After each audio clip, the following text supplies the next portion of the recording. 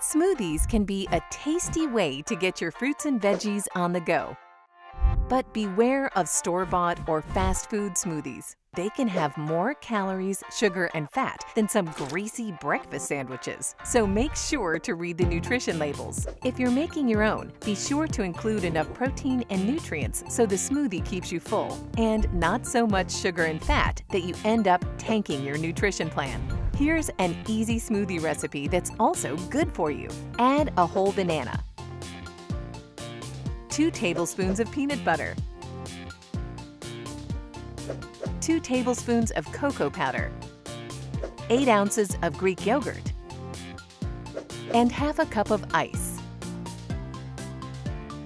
Blend and enjoy.